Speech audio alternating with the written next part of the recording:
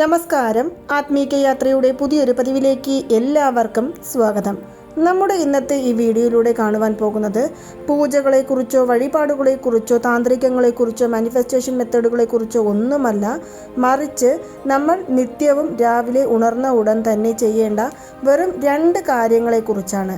നമ്മളെല്ലാവരും നമ്മുടെ ജീവിതത്തിൽ ഇപ്പോൾ അനുഭവിച്ചു കൊണ്ടിരിക്കുന്ന ഏറ്റവും പ്രധാനപ്പെട്ട പ്രശ്നം എന്ന് പറയുന്നത് പണതടസ്സം തന്നെയാണ്. സാമ്പത്തികപരമായി മുന്നോട്ട് നിൽക്കുകയാണെങ്കിൽ മാത്രമേ നമുക്ക് ഏതൊരു കാര്യങ്ങളാണെങ്കിലും അത് തുടർച്ചയായി ചെയ്യുവാനായിട്ടുള്ള ഒരു കോൺഫിഡൻസ് ഉണ്ടാവുകയുള്ളൂ. നമ്മുടെ ജീവിതത്തിൽ പണം ഇല്ലാത്തത് കൊണ്ട് പല വിധത്തിലുള്ള പ്രശ്നങ്ങൾ അനുഭവിക്കുന്നുണ്ട് എന്നുള്ളത് ഒരു വശമിരിക്കെ, നമ്മൾ നമ്മുടെ ജീവിതത്തിലെ പല സന്തോഷങ്ങളെയും വേണ്ട എന്ന് വെക്കുന്നതും ഈ പണത്തിൻ്റെ കാരണം കൊണ്ട് തന്നെയാണ്. പണമില്ലാത്തത് കൊണ്ട് നമുക്ക് ഒരു സ്ഥലങ്ങളിലേക്ക് യാത്ര പോകുവാൻ സാധിക്കുന്നില്ല, നല്ല ഭക്ഷണങ്ങൾ വാങ്ങിക്കഴിക്കുവാൻ സാധിക്കുന്നില്ല, നല്ല രീതിയിലുള്ള വസ്ത്രങ്ങൾ ആഗ്രഹമുണ്ടെങ്കിൽ പോലും ധരിക്കുവാൻ സാധിക്കുന്നില്ല എന്നെല്ലാം പറഞ്ഞ് ഒരുപാട് പേർ വിഷമിക്കുന്നുണ്ട്. കാരണം എന്തെന്നാൽ പണം തന്നെയാണ്. ഈ പണം നമ്മളിലേക്ക് വന്നു ചേരുവാനായി ഒരുപാട് മെത്തേഡുകളും താന്ത്രികങ്ങളും പരിഹാര മാർഗങ്ങളും ഉണ്ടെങ്കിലും കൂടി നമ്മൾ നമ്മുടെ നിത്യജീവിതത്തിൽ ചെയ്യുന്ന വെറും 2 കാര്യങ്ങൾ മാത്രം മതി ലക്ഷ്മി ദേവിയുടെ അനുഗ്രഹത്തോടു കൂടി പണം നമ്മളെ തേടി വരുവാനായിട്ട്. ദിവസവും രാവിലെ ഉണർന്ന ഉടൻ തന്നെ നമ്മുടെ ഉള്ളം കൈയിലേക്ക് നോക്കി ചൊല്ലേണ്ട മന്ത്രങ്ങളെക്കുറിച്ച് ഞാൻ നേരത്തെ തന്നെ പല വീഡിയോകളിലൂടെയും പറഞ്ഞിട്ടുണ്ട്. പക്ഷേ ചിലർക്കാകട്ടെ ആ മന്ത്രങ്ങൾ ചൊല്ലാൻ സാധിക്കില്ല എന്നുണ്ടെങ്കിൽ നിത്യവും രാവിലെ ഉണർന്ന ഉടൻ തന്നെ ഓം നമഃ ശിവായ എന്നുള്ള മന്ത്രം ചൊല്ലാം.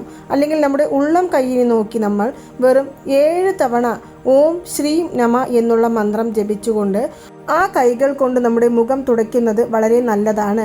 കാരണം നമ്മുടെ കൈകളിൽ മഹാലക്ഷ്മി ദേവിയും സരസ്വതി ദേവിയും ഗോവിന്ദനും കുടികൊള്ളുന്നു എന്നാണ് അർത്ഥമാക്കുന്നത്.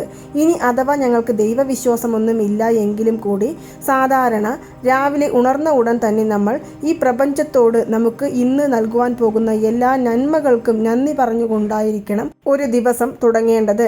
പ്രപഞ്ചത്തോട് നന്ദി രേഖപ്പെടുത്തിയതിനു ശേഷം ഈ ഭൂമിയിൽ ഒന്ന് വണങ്ങുകയും ചെയ്തതിനു ശേഷം നമ്മുടെ നിത്യജോലികൾ നമ്മൾ ചെയ്യാവുന്നതാണ്. പക്ഷേ ഞാൻ ഇത് എല്ലാവരോടുമായി പറയുന്ന കാര്യമാണെങ്കിൽ പോലും പ്രത്യേകിച്ചും നമ്മുടെ വീട്ടിലെ മഹാലക്ഷ്മി ദേവികൾ എന്ന് പറയുന്നത് സ്ത്രീകൾ തന്നെയാണ്.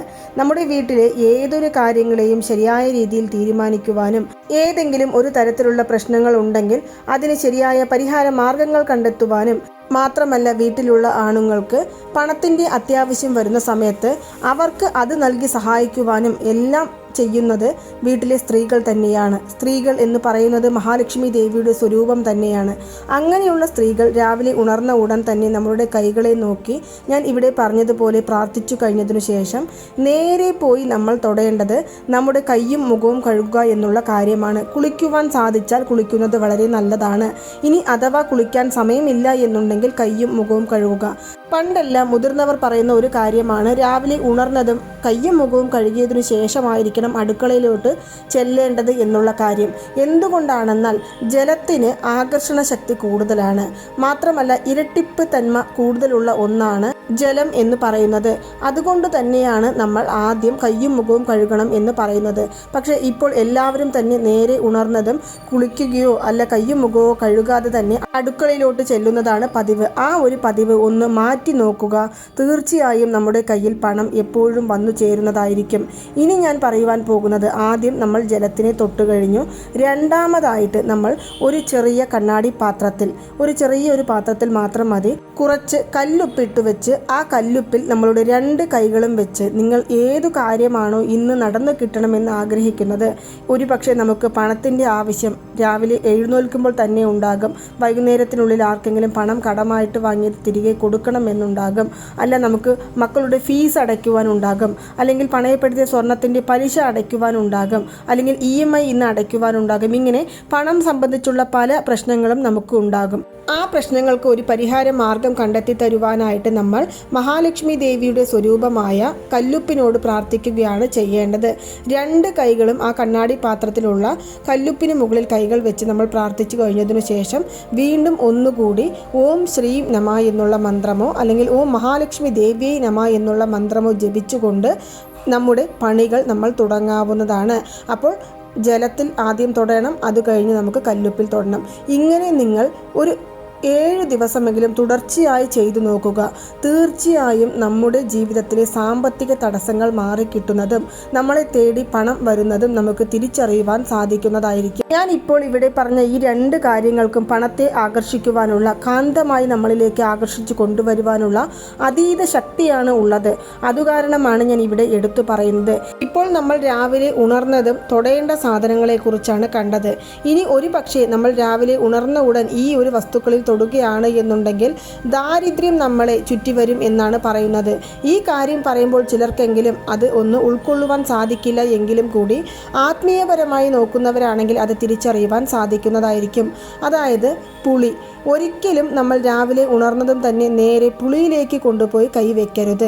പുളി എന്ന് പറയുന്നത് മംഗളകരമായ ഒരു സാധനത്തിൽ ഉൾപ്പെടുന്നതാണെങ്കിലും കൂടി നമ്മൾ പുളിയിൽ കൈവയ്ക്കുന്ന സമയത്ത് അതിന് ആകർഷണ ശക്തി കുറവായതിനാൽ തന്നെ നമ്മുടെ കയ്യിലുള്ള മഹാലക്ഷ്മി ദേവിയെ അങ്ങോട്ട് വലിച്ചെടുക്കും എന്നല്ലാതെ അതിൽ നിന്നും നമുക്ക് തിരികെ ഒന്നും തന്നെ നേടിയെടുക്കുവാൻ സാധിക്കില്ല എന്നുള്ള കാരണം കൊണ്ടാണ് നമ്മുടെ പൂർവികന്മാർ ഏറ്റവും പറഞ്ഞ പ്രധാനപ്പെട്ട കാരണങ്ങളിൽ ഒന്നായ പുളി ഒരിക്കലും നമ്മൾ രാവിലെ ഉണർന്നതും കൈകൾ കൊണ്ട് തുടരരുത് എന്ന് പറയുവാനുള്ള പ്രധാനപ്പെട്ട കാരണം.